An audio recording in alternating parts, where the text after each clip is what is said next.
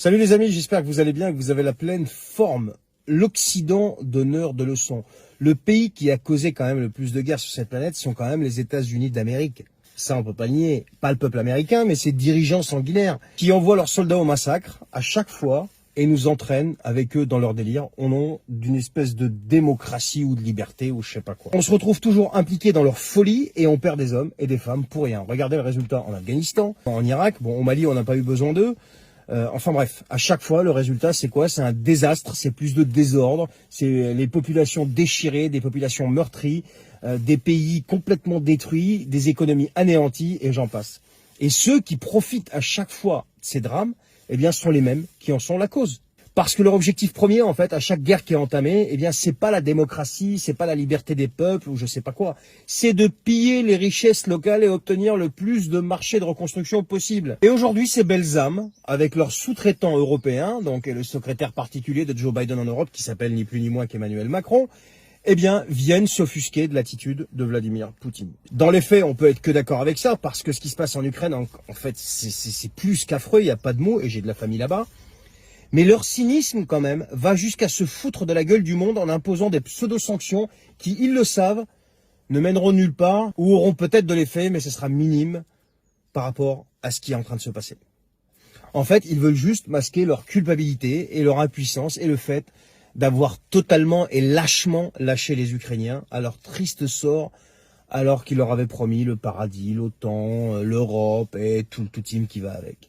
Ils ont fini par apporter la misère en Ukraine. Je vous donne juste un chiffre tout bête. Avant Maïdan, l'euro était d'environ 10 grivnas, la monnaie locale. Aujourd'hui, au moment où je vous parle, il est à 33 grivnas. Et c'est pas la guerre parce que juste avant, il était entre 25 et 30. D'accord? Donc tu prenais 1 euro, c'était 25 à 30 grivnas. Alors qu'avant l'Europe et avant que les Occidentaux fourrent leur nez, eh bien, ces gens-là vivaient quand même parce qu'un euro faisait 10 grivnas. Le salaire moyen aujourd'hui, il est de 200 euros et non de 300, comme on veut vous faire croire. C'est des conneries. Il y a une question très simple à laquelle il faut répondre quand même avec honnêteté. Les États-Unis d'Amérique et leurs alliés de l'OTAN, depuis 20 ans, combien ils ont provoqué de guerres? Combien ils ont provoqué de morts, de destruction, d'anéantissement de population, de peuples, de déplacement de population, de misère? Et quelle est leur légitimité aujourd'hui de venir donner des leçons de droits de l'homme et de respect des souverainetés des pays alors qu'ils sont les premiers à les bafouer en permanence?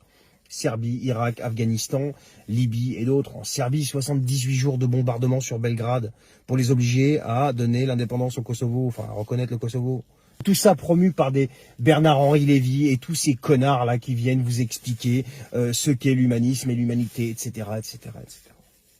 Ça, c'est pour l'OTAN et ses alliés. Mais restons quand même un petit peu en France et précisément notre Emmanuel Macron national, le roi de la contradiction. Il vient de demander, il y a peut-être 24 heures, 48 heures, à Loukachenko, le président biélorusse, de ne pas être le vassal de la Russie. C'est précisément et en même temps le vassal des États-Unis qui demande ça quand même. Il ne fait rien sans que Joe Biden ne le lui ordonne. Pas lui demande, lui ordonne. Depuis qu'il est là, il a passé son temps à rabaisser, à décrédibiliser, à humilier, à ruiner la France et les Français. Et maintenant, comme à son habitude, il donne des leçons de liberté, de paix aux autres. Alors que lui-même, il a semé le chaos dans son pays en bafouant toutes les libertés possibles et imaginables et en montant les Français les uns contre les autres. Alors il veut préserver les frontières de l'Ukraine et son intégrité territoriale. Ok, pas de problème. Mais le problème, c'est qu'il est incapable de préserver celle de la France. Il veut jouer aux gendarmes avec Poutine en montrant ses muscles. Le problème, c'est que ses muscles, ils sont complètement atrophiés parce qu'il a tellement démoli notre défense nationale au profit des prestations sociales que des muscles, eh bien, il n'en a plus. Emmanuel Macron est égal à lui-même. Une idée pas si bête d'envoyer des émissaires. Bon, ok, c'est Zemmour, mais aussi Pécresse qui l'ont eu. Eh ben non. La République En Marche te répond non, parce qu'ils sont pas président de la République, c'est le président de la République qui décide. On a vu la gueule des décisions, quoi. Et le résultat surtout. Le problème, c'est que là, en même temps d'Emmanuel Macron ne va pas marcher. On est dans le vrai monde, là, dans le monde réel, cruel, sans pitié, et on a des Russes en face. Non, les amis, il y a une guerre, là. Une vraie, avec des gens qui meurent. Encore une fois, elle est loin de chez nous peut-être, mais elle est tout près parce que c'est les Russes qui sont en face avec une puissance de frappe inégalable. Donc ils peuvent faire ce qu'ils veulent quand ils veulent et s'ils le décident surtout. Alors à qui la faute dans tout ça? Bien sûr que Poutine, pour moi, il a frappé et c'est indiscutable. Il a causé des morts, il a causé désolation, désastre et compagnie. Il y a des gens qui meurent. Et moi, j'ai de la famille de ma femme qui est là-bas, qui est en mauvaise posture là au moment où je vous parle. Mais il faut quand même se demander pourquoi on en est arrivé là. Et ce qu'il faut faire pour ne plus que ça se reproduise, ce genre de choses. plutôt que de se lancer dans des spéculations à 2 balles et des guerres d'ego de la part de la République En Marche. La première des choses, à mon avis, pour ne pas avoir à vivre ça, et surtout ne pas avoir à vivre pire que ça, un de ces 4 chez nous, sur notre terre, eh bien, c'est de virer Macron aux élections avec toute la République En Marche, parce que ce type est très dangereux. C'est un soumis à Biden et Schwab. La France et les Français, il n'en a rien à secouer.